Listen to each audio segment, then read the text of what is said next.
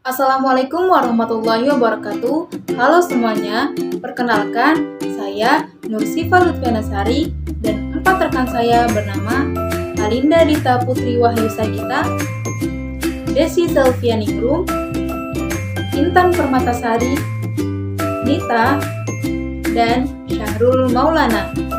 Kami dari kelompok 3 kelas 3B Prodi Pendidikan Bahasa dan Sastra Indonesia Fakultas Keguruan dan Ilmu Pendidikan Universitas Sina Perbangsa Karawang.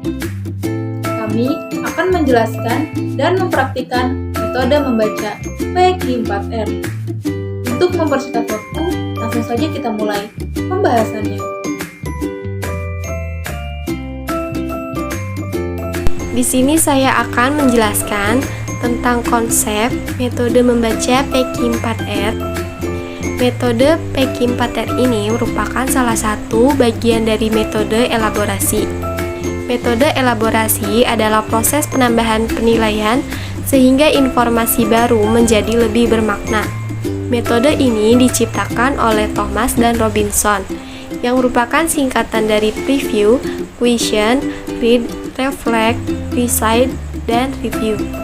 PQ4R ini lahir atas dasar asumsi bahwa pembaca dapat mengembangkan keterampilan bacaannya melalui struktur bacaan dan identifikasi kata kunci.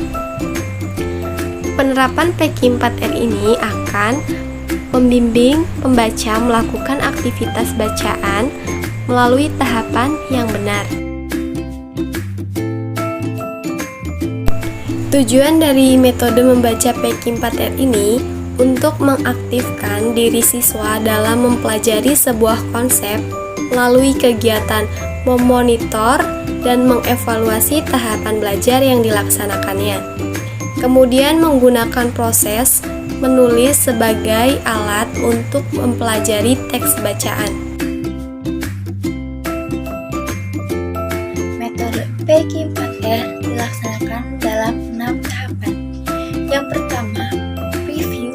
Yang kedua, question. Yang ketiga, read. Yang keempat, reflect. Yang kelima, recite. Yang keenam, review. Tahap pelaksanaan metode PQ4R yaitu pada tahap prabaca. Di sini, tahap prabaca dibagi menjadi 3. Yang pertama, mempersiapkan bahan bacaan. Guru harus mempersiapkan wacana yang akan dibaca oleh siswa. Lalu, guru menjelaskan secara singkat, jelas tentang isi wacana dan menjelaskan langkah-langkah dalam metode PQ4R. Yang kedua, review. Siswa ditugaskan untuk membaca sekilas wacana yang diberikan oleh guru. Yang ketiga, question. Siswa ditugaskan untuk mencari pertanyaan yang akan dicari jawabannya melalui proses membaca. Selanjutnya, tahap membaca. Di sini, tahap membaca dibagi menjadi 3. Yang pertama, read. Pada tahap ini, siswa membaca dalam hati wacana yang diberikan oleh guru. Lalu, pada kegiatan ini, siswa sebaiknya melakukan dengan cara membaca cepat. Yang kedua, refleksi. Pada tahap ini, siswa diharuskan untuk bisa membandingkan informasi yang diperoleh sebelumnya dan informasi baru dari hasil kegiatan membaca. Yang ketiga, recite. Pada tahap ini, siswa harus menyusun jawaban pertanyaan dari hasil membandingkan informasi yang telah diperoleh sebelumnya dan informasi baru dari hasil kegiatan membaca. Selanjutnya, siswa menceritakan kembali isi wacana dengan bahasa masing-masing tanpa melihat isi wacana tersebut. Selanjutnya, tahap pasca baca. Pada tahap pasca baca terdapat review. Siswa menceritakan kembali pemahaman tentang isi wacana. Siswa diperbolehkan untuk membaca sekilas isi wacana ketika dirasa kurang yakin. Bismillahirrahmanirrahim. Assalamualaikum warahmatullahi wabarakatuh. Waalaikumsalam warahmatullahi wabarakatuh. Alhamdulillahirrabbilalamin wabihi nasta'in wa ala umuri dunya waddin wassalatu wassalamu ala asrofil anbiya'i wal mursalin wa ala alihi washabihi azmain amma ba'du. Selamat pagi anak-anak yang ibu cintai dan ibu banggakan.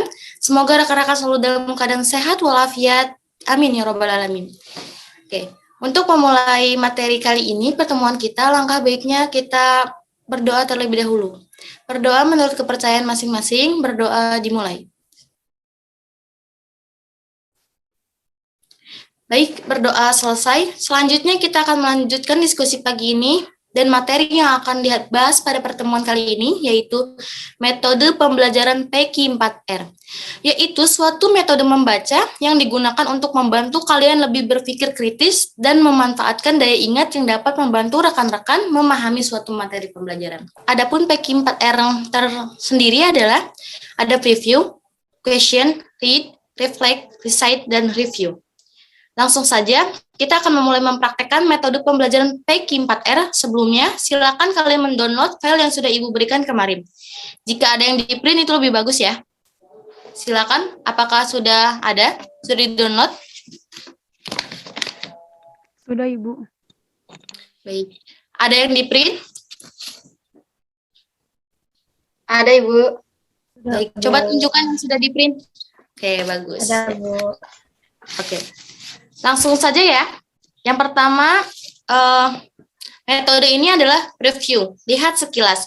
Silakan rekan-rekan periksa dan amati bahan tersebut dengan cepat untuk mengetahui pengorganisasian umum dan topik-topik utama dan subtopik.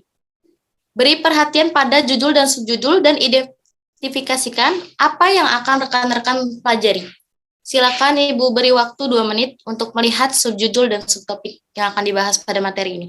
A few moments later. Oke, selesai ya. Lanjut ya ke tahap kedua ya. Tahap kedua yaitu question.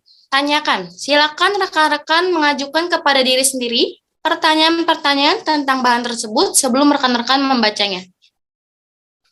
Gunakan judul untuk menemukan pertanyaan dengan menggunakan tanya siapa, apa, mengapa, dan di mana.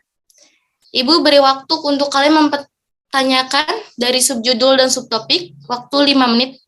A few moments later. Baik, sudah cukup ya waktunya. Apakah ada yang ingin mengajukan pertanyaan mengenai artikel yang Ibu berikan? Izin bertanya, Bu. Ya, silakan. Syahrul ya? Silakan Ya. Syahrul. Apa pengertian dari cerpen, Bu? Baik. Selanjutnya, apakah ada yang ingin mengajukan pertanyaan? Saya, Bu. Ya, silakan Alinda. Sebutkan struktur pada cerpen secara umum. Baik, bagus. Cukup? Apa ada lagi? Oke, cukup ya. Bagus untuk yang mengajukan pertanyaan. Selanjutnya mungkin kita akan ada tahap ketiga. Tahap ketiga yaitu read, membaca. Setelah kalian mengajukan pertanyaan pada artikel tersebut, pada tahap ini silakan kalian membaca artikel yang sudah Ibu berikan. Cobalah menjawab pertanyaan-pertanyaan yang sudah rekan-rekan ajukan. Ibu beri waktu untuk kalian membaca sekitar 3 menit. A few moments later. Oke, cukup. Silakan kepada Syahrul Maulana dan Alinda Dita, apakah sudah mendapatkan jawaban dari pertanyaan yang sudah diajukan? Sudah, Bu. Baik, Syahrul, silakan Syahrul menjawab pertanyaan yang sudah diajukan. Jadi, cerpen itu adalah cerita pendek yang terdiri dari 50 sampai 500 kata gitu. 500 kata sampai 5.000 kata. Terima kasih, Bu. Baik. Kepada Alinda, apakah sudah menemukan jawabannya? Sudah, Bu. Silakan Alinda. Struktur cerpen secara umum dibagi menjadi 5. Yang pertama ada bagian pengenalan cerita. Yang kedua, penanjakan menuju konflik. Yang ketiga, puncak ke konflik. Yang keempat, penurunan. Dan yang kelima, penyelesaian. Sudah, Bu. Segitu aja. Baik. Cukup bagus ya, itu untuk memahami menambah wawasan kalian. Selanjutnya kita ke tahap keempat, yaitu refleks, renungkan bahan tersebut, cobalah memahami dan membuat bermakna informasi yang disajikan. Menghubungkan dengan hal-hal yang telah rekan-rekan ketahui, menghubungkan subtopik dalam naskah tersebut dengan konsep-konsep atau prinsip-prinsip utama. Yang ketiga, mencoba memecahkan kontradiksi dalam informasi yang disajikan, dan mencoba menggunakan bahan tersebut untuk menjawab soal-soal yang sudah diusulkan. Ibu beri waktu 5 menit untuk kalian merenungkan dari bahan tersebut. Silakan. A few moments later. Baik, sudah cukup ya? Silakan, apakah ada yang ingin menyampaikan hasil dari refleks tadi? Saya Ibu izin menyampaikan. Silakan Nursifa ya. Silakan. Ya, pada kesempatan kali ini Ibu memberikan materi tentang cerpen, yang dimana berkaitan dengan pengertian cerpen, terus struktur cerpen, ciri-ciri cerpen, lalu bagaimana langkah-langkah penulisan dalam cerpen, yang nantinya akan sangat mudah membantu kita dalam menulis berbagai cerpen. Nah, sedangkan pada minggu lalu itu Ibu memberikan materi tentang sejarah cerpen, awal berdirinya cerpen yang ada di Mesir. Nah, dalam sejarah sastra dunia, Mesir kuno itu merupakan asal mula tradisi penulisan cerpen yang tepatnya pada tahun 3200 sebelum Masehi. Yang dimana cerpen tertua di dunia itu ada di negara tersebut yang ditemukan pada sebuah daun lontar, hingga seiring berkembangnya zaman cerpen itu berkembang hingga sampai pada Indonesia. Begitu, Bu. Terima kasih. Cukup bagus untuk Nursifa ya. Terima kasih sudah menyampaikan risetnya. Oke, mungkin ke tahap berikutnya ya. Adalah meriset, maksudnya tadi maksudnya tadi sudah menyampaikan relaxnya tadi ya, renungkan dan bahan tersebut, itu sudah bagus Nursifa. Lanjut ke bagian riset ya, ungkapkan kembali. Latihlah mengingat informasi tersebut dengan menyatakan butir-butir tentang dan mengajukan informasi dan menjawab pertanyaan. Rekan-rekan dapat menggunakan judul, kata-kata yang di stabilo dan dengan catatan gagasan-gagasan utama untuk merumuskan pertanyaan-pertanyaan tersebut. Ibu beri waktu 2 menit untuk kalian meriset. Silakan. A few moments later. Ibu izin meriset. Oh, bagus sekali. Silakan. Untuk siapa ini? Desi ya? Desi, silakan Desi. Ya, baik, Bu.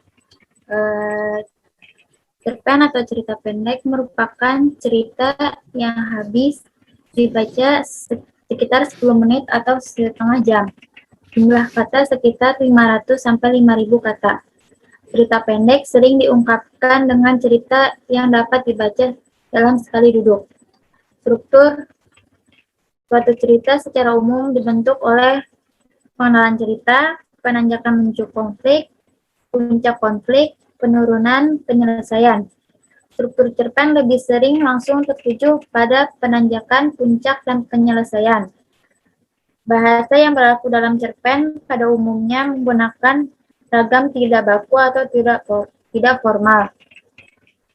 Selanjutnya, struktur teks cerpen. Yang pertama, abstrak, yaitu memberikan gambaran awal atau intisari cerita yang ingin disampaikan penulis. Yang kedua, orientasi, memperkenalkan tokoh dan latar dalam cerpen. Yang ketiga, komplikasi, menyusun peristiwa yang dihubungkan dengan sebab akibat. Yang keempat, evaluasi, memaparkan perjalanan konflik menuju klimaks untuk selanjutnya ditemukan pelariannya. Yang kelima, resolusi, konflik sudah bertemu dengan pelarian dengan cara menulis mengungkapkan solusi dari cerita yang telah dibangun. Yang keenam, koda, bagian akhir untuk penulis mengungkapkan nilai-nilai atau pesan yang ingin disampaikan pada cerpennya. Begitu saja, Bu. Terima kasih. Baik, terima kasih Desi telah menyampaikan riset pada pagi kali ini. Oke, sudah menyampaikan yang kita sudah melaksanakan tahap ke-5 ya. Sekarang kita ada tahap ke-6 yang terakhir, yaitu mereview, mengkaji ulang. Silakan rekan-rekan mengkaji kembali dengan aktif bahan tersebut dengan fokus pada pengajuan pertanyaan kepada diri sendiri. Bacalah kembali tersebut apabila rekan-rekan tidak yakin dengan jawaban rekan-rekan ya. Silakan untuk mereview. Ibu beri waktu 2 menit untuk kalian mereview.